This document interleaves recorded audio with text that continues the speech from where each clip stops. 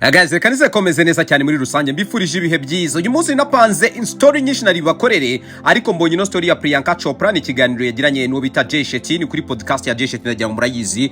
Jeshet umwe mu bagabo bahanga cyane, akaba ari no mu motivation speaker. Byatumye mfata kanya ndavuga ati reka mbaze nkurikirane no nkuru yose, mbanze numva uko imeze bituma nanumva inkuru yindi. Jeshet yagiranye n'umugabo wa Priyanka Chopra yitwa Jonas, hanyuma izi zose ndavuga ati reka de buryo naza kuzibakorera mu buryo buri kugira ngo bize koroha cyane. Muri hangari inkuru zose nabasezeranyije ko uyu munsi ndi bukore ndagerageza kurwana nazo nze kuziba ariko byibura reka tubanze duhere kuri iki ngiki. So yitwa Priyanka Chopra, mu magambo yavuze ko bitigeze bimworohera habe na gake cyane kuva muri Bollywood ndetse akerekeza muri Amerika akajya gukorera muri Hollywood. Ibi byose yajya bisobanura avuga ati ndabizi ntago byari binyoroheye kugira ngo mve muri Bollywood, nari ngeze kuri peak yanjye cyangwa sandi bavuga ngo ugeze mu bihe byawe. Abari afata icyemezo cyo kujya muri Leta Zumwe za Amerika agomba kuba agiye gutangira bundi bushyashya, namwe birumvikana kuba ari watangiye ibintu bigeze hagati hanyuma ukemera kujya gutangira bundi bushya. Muzi icyo bisobanuye, arano yaje guhura n'umugabo we Jonas ndetse baza kubana. Ikindi gice ndaza kubasobanura uburyo bahuye na Jonas ndetse n'uburyo bafashe initiative yuko bagomba guteretana bakava muri couple bari mu uyu munsi. So magambo rero yagiye asobanura avuga kuri Bollywood muri rusange, ndagira ariko byagiye binavugwa na benshi star bagiye batandukanye vuga ko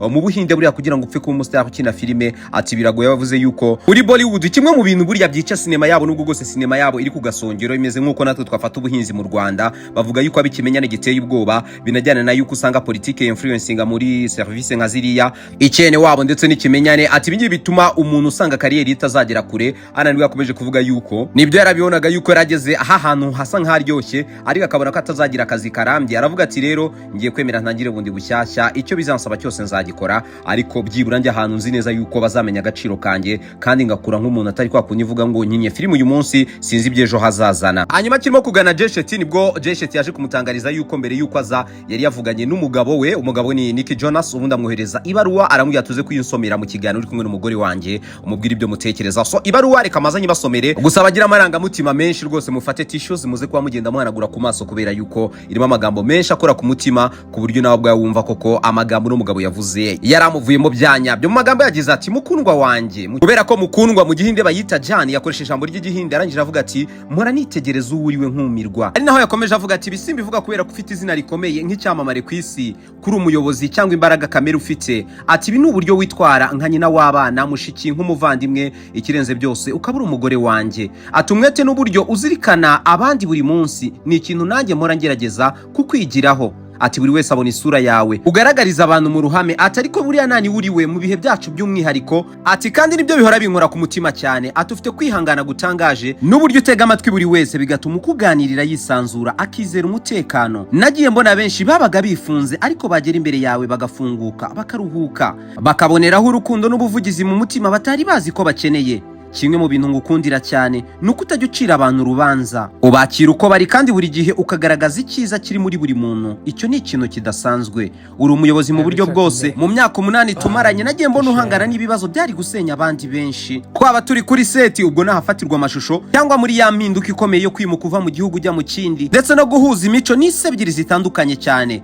Ubikorana umurava n'icyizere kandi byagiye binyura cyane. Ngukundira ko wagumye ku muco n'inkomoko yawe ariko unamenyera ibishya wari ugezemo. Ufite ubugwaneza budashira. Ngukundira uwuriwe kandi ntewe ishema cyane nawe. Nzi neza ko papa wawe akureba hari mu ijuru agaterwa ishema nawe, areba umugore ukomeye ukomeje kuba we. Uyu munsi mu kiganiro na Jay kandi byaba byiza yiteguye udutambaro tissues kuko amarira ari bumanuke.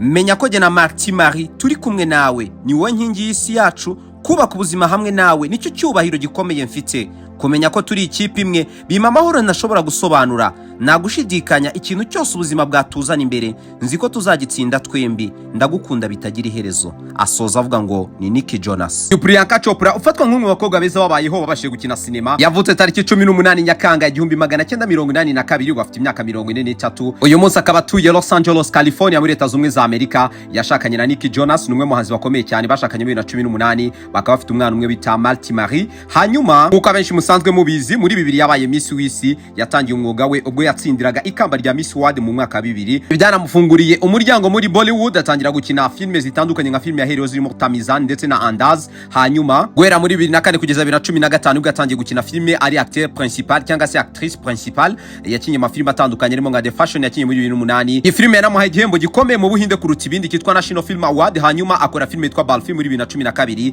Yakinye ari umukobwa ufite ubumuga bwo mu mutwe, byamugaragaza nk'umukinnyi ufite ubuhanga budasanzwe mu kubakina role zigiye zitandukanye. hanyuma muri 2015 yakinnye muri filime yitwa Bajari Mastani, imwe mu mafilime ya nyuma akomeye yakinnye mbere yuko yerekeza muri Leta Zunze za Amerika. Hanyuma muri 2015 akigera muri Leta Zunze za Amerika, Priyanka Chopra yabaye umukinnyi wa mbere ukomoka muri Aziya y'Amajyepfo ukinnye umwanya w'imena cyangwa icyo bita actrice principale, uruhererekane rwa filime muri Amerika bita Quantico. Mayaho yakinnye amafilime akomeye nka Baywatch, akina muri The Matrix Resurrections, hanyuma akina mu ruhurirane rwa filime yitwa Citadel yasohotse muri 2023. Uyu Priyanka Chopra akaba afite n'igihembo cyitwa Padma Shri. Uyu ni umwe mu midari ikomeye ihabwa abasivile mu gihugu cy'Ubuhinde, yahawe muri 2016. Muri 2016 yabaye ambassadeur volontaire wa UNICEF uharanira uburenganzira bw'abana n'uburezi bw'abana b'abakobwa. So mu bijyanye n'ubucuruzi afite societe itunganya amafilime yitwa Trouble P cyangwa se Purple Pictures, akagira n'uruganda rw'ibikoresho by'imisatsi Anomaly ndetse n'ishuri ry'ubuhanzi. Uyu mugore ni icyamamare cyane rwego rw'uko muri uno mwaka 2026 kampani ikomeye cyane icuruza imodoka zihenze cyane zitwa Bentley Motors y'Abongereza